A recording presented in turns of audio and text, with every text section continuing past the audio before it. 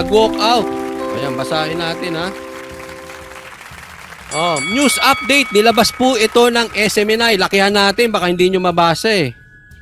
Coach Oli, kunwari ka pa, ikaw hindi makabasa. Ito po ay ano ng SMNI ha. Nilabas ng SMNI. Yan na, nawawala na yung aking cursor. News update. 5 matataas na opisyal ng Department of Education nagbitiw sa pwesto. Ito ay kinabibilangan nila. Michael T., Nolasco, Sunshine, Renaldo, Noel. Basta sila yam na. Yusek, 2 Yusek, 2 assistant secretary, ay 3 assistant secretary.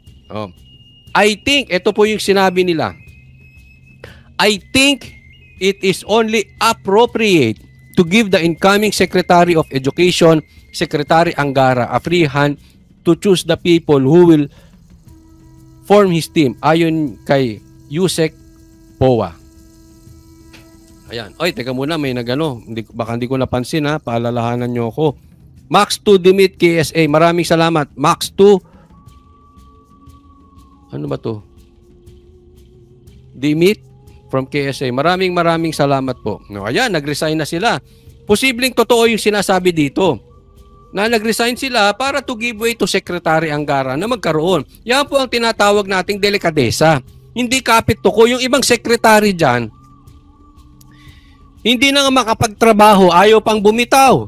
Yung ibang congressman naman dyan, may kaso na, convicted na, ayaw pang bumitaw.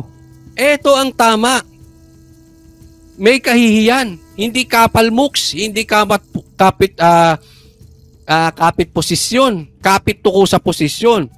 Posibleng tama din yan ha, yung ginawa nila nang sa ganun makagawa ng sariling team. Pero alam mo, pwede namang hindi eh. Pwede silang hindi mag-resign para sa akin ha.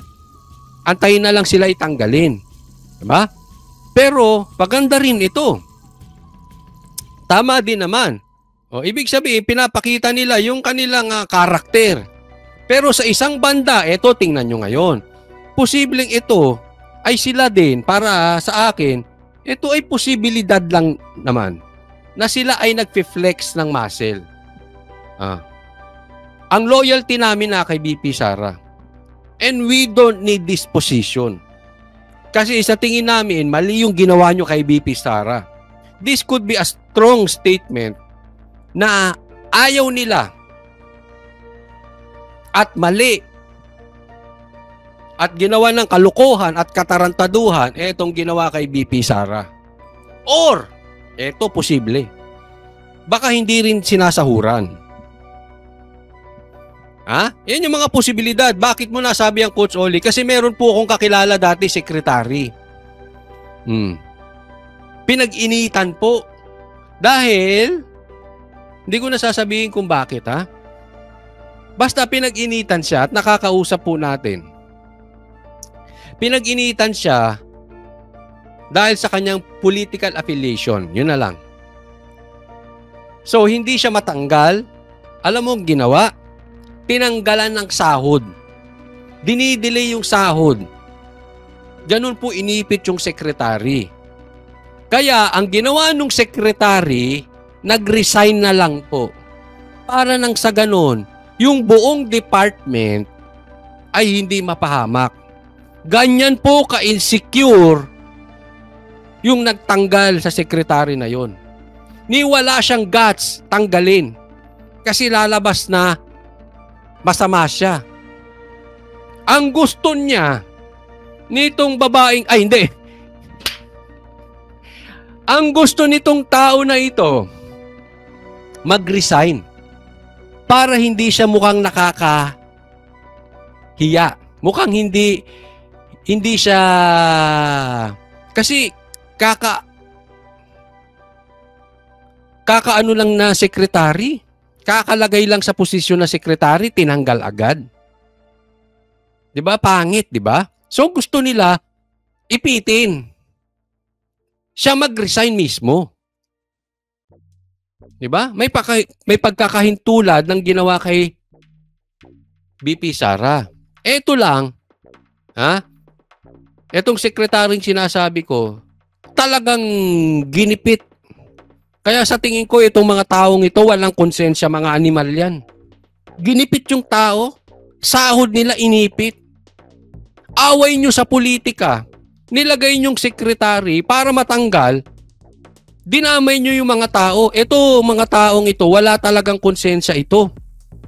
Kasi pagkalaban sa politika, kahit sino idadamay nila. Wala silang swapang ito. Ayan po ang tingin ko sa isang taong selfish. They will do everything just to serve himself or herself. Kahit na wala sa tama, isipin mo idadama yung mga empleyado para umalis yung secretary na pwede naman niyang tanggalin. Wala lang siyang, weak lang siya kaya hindi niya matanggal. Ayaw niyang sumama ang optics, ang kanyang paningin ng taong bayan sa kanya. Diba? Masyadong arugante, correct, tama po kayo. Arugante yan.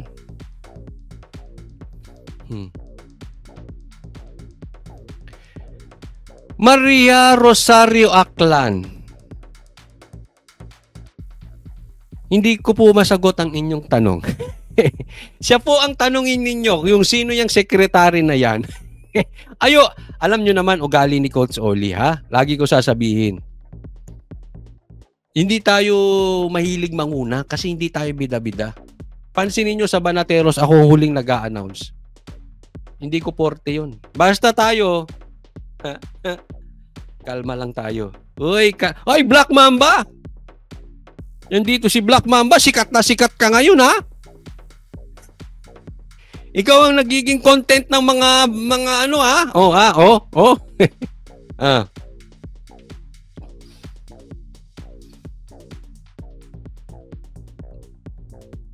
Ayan, hindi kasi hindi naman importante kung sino yung sekretary. Importante, posible, baka naman ganito rin ang nangyayari dito sa mga nag-resign na mga DepEd secretary. We do not know.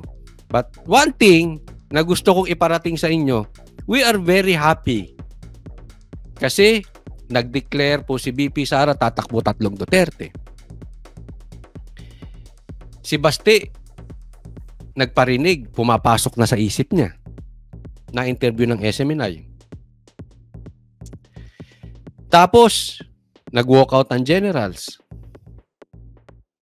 Tapos, nag-resign po mga taga-DepEd. So, abang-abang lang, ha? Ay, abang-abang. May nababasa akong pangalan, parang tumatama. Ayan. Sige. Sabi ni Black Mamba, kaya ngayaan mo na sila. Hindi ako nakikisali. Nakita mo ako Black Mamba sa Hong Kong, di ba? Sa gedli-gedli lang. Tahimik lang ako. Hindi ako, kasi I'm not a fighter. I'm a lover. Liberate. Di ba? Ano lang ako, tahimik, no? At kung kailangan mo ako, ayun. At kung ako'y may nakikitang hindi maganda, I'm not vocal. Nilalayuan ko na lang yung tao at iniisip ko, bala ka dyan. Ganun lang. LDS daw. Okay, next po tayo.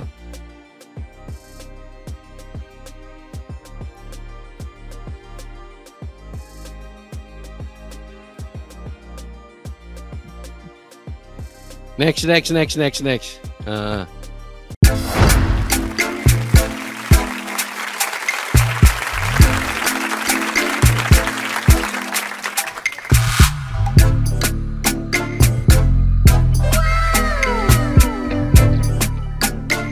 next performance will start momentarily.